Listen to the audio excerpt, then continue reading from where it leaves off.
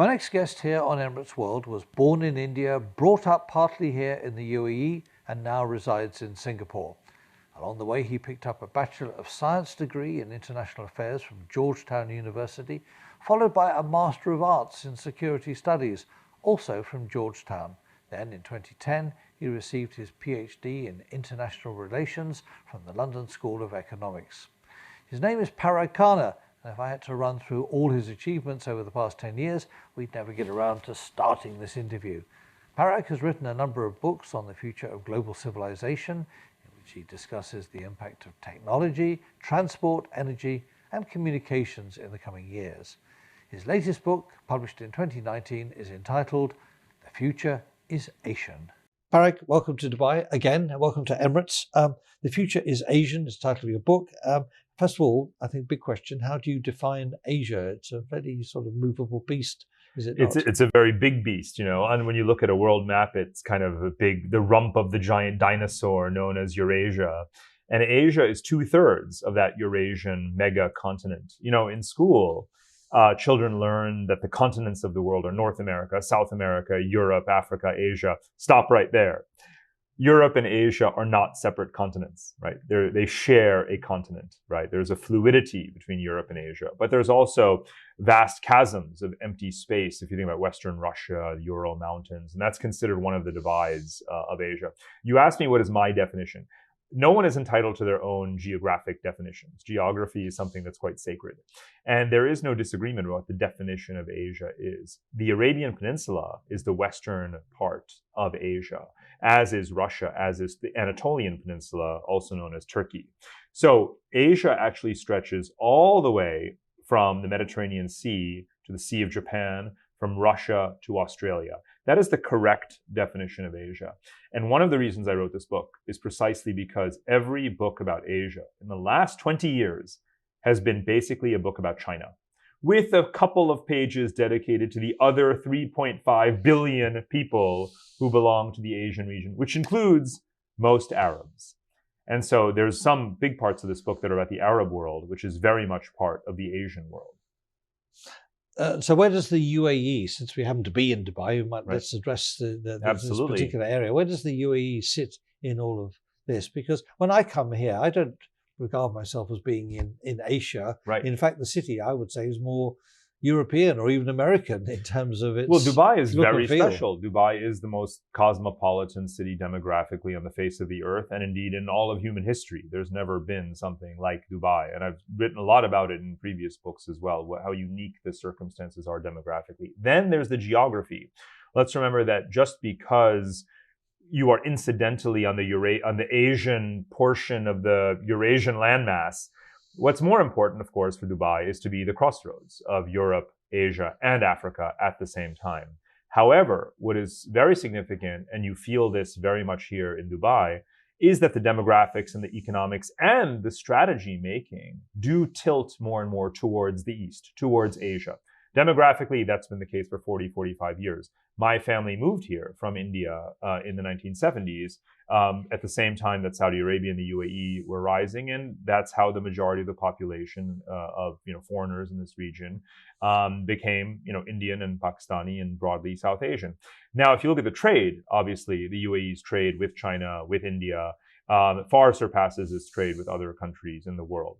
Then you see more and more the strategic ties, whether it's defense agreements, defense cooperation. All of these things are also now starting to pick up a bit. So I call this the Arab-Asian nexus. And Dubai and Abu Dhabi and Riyadh, with their very strong diplomatic connections to the Asian powers, speak to how there is this Arab-Asian nexus that's deepening. And let's remember, I'm talking about a process that only kicked off a couple of decades ago. Eras of history last for centuries. And so when we talk about the new Silk Roads, it's a centuries-long process. We're in early days of something that is definitely a robust trend, though. We've seen huge economies like India and like China have suddenly become modernized, suddenly they're not all driving around in 1952 Morris Oxfords. I don't even know what that is. You're far too young. But they, if you like, joining the 21st century in terms of communications, in terms of technology, and so on and so forth. Really leapfrogged into it. Absolutely. Yeah.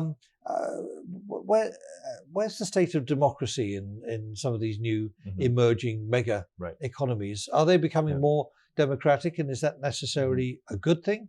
Well, the thing about Asia is that it is the most diverse region of the planet, right? In terms of the number of countries, the number of ethnicities, civilizational, religious histories, and the types of governments that you find. You have monarchies, largely in this part of the geography. You have some of the gold standard democracies of Earth are in Asia. Think about Japan and South Korea and Australia and New Zealand. Obviously, Australia and New Zealand have that British colonial history and parliamentary style liberal democracy that is inherited from outside the Asian region. But they are geographically in Asia. And let's remember, they have a very strong signaling effect. When people in authoritarian countries in Asia, or poor, undemocratic countries in Asia, see that the Prime Minister of New Zealand was unmarried and pregnant at the time that she assumed office, that has an impact socially. So the cultural nuances and vast differences of Asia notwithstanding, the fact that they share a geography means they see each other all the time. And I'm seeing these spillover effects psychologically promoting a greater liberalism. Doesn't mean that you have more democracy. That depends on the country. And to be blunt, because you did suggest this in your question, the question is that a good thing? As a political scientist, let me tell you, governance matters more than democracy. Democracy is a form of leadership selection, which forms part of how you run your country. It is better to be a democracy than not to be a democracy in the sense that you want to have the input of your people in some way, shape, or form. The consultation of the people is the bedrock of legitimacy. And even in many authoritarian countries like China, they will say that, we seek the permission of our people. We seek their approval. We seek to consult them in the decisions that we make, even if they don't get to go to a ballot box and vote. So there is something in human nature, that is present even in authoritarian systems. But I just want to emphasize this point, and I will do so over and over for the rest of my life. More people in Asia live in democracies than in non-democracies, right? India, Indonesia, the Philippines, throw in, of course, Japan and South Korea. You're talking about more than 2 billion people who live in functioning democracies. They're not great democracies. It's not Westminster democracy. It's not Canadian democracy, but in bona fide democracies than in the whole rest of the world put together. So what I decry, is when people look at Asia, they look to the East, and they say it's that authoritarian Chinese zone. Remember that China is 1.4 billion people, and those 1.4 billion people do live under an authoritarian state. But they do not represent the 4.5 billion people of Asia. Most Asians live in democracies. They're proud of their democracies. They fight for their democracy. And they try not to be afraid of their leaders. The Filipinos, the Indonesians have been throwing out their leaders for decades. And it does them a great disservice to pretend that Asia is not full of vibrant democracies, because it is. At the time of recording this interview, Parag, the newspapers are full of Huawei, the Chinese telecom firm, and the controversy over whether places like Britain or countries in Europe should allow the Chinese to build the 5G networks. We've seen the extent to which China is now investing big in Africa, building railroads and roads there. Even in Dubai, DP World, the ports authority here, own ports all around the world. What do you read into this huge investment? Oh, I forgot the nuclear power station in the UK, which is being built and funded by the Chinese. That's right. What do you read into this huge investment by Asia into the West? It's all part of this process of reconstituting what I call in this book Afro-Eurasia. Actually, this is the term historians use to describe the pre-16th century geography of global trade. Afro-Eurasia, it speaks to its components, Africa, Europe, Asia, formed given the technology of the time, a fairly robust trading system. Now, in the last 30 years, since the end of the Cold War and the collapse of the Soviet Union, there is that opportunity to bring back Afro-Eurasia. Europe trades more with Asia than it does with the United States. So the Western alliance is certainly still a strategic community, but it is not the most intense trade relationship in the world the way it was during the Cold War. Europe and Asia is the most dense trade relationship in the world, and that trade is growing significantly. By the way, it's already $1.6 trillion a year, and that's before Belt and Road, before the EU-Japan trade agreement kicks in, right? Before China gives reciprocal market access. And Africa, which used to be quite dependent on Europe and its former colonial masters, now trades much more across the Indian Ocean with China and India and other Asian states than it does with Europe, despite the geographic distance. So you're reconstituting this Afro-Eurasia. And remember that you can't have trade without investment.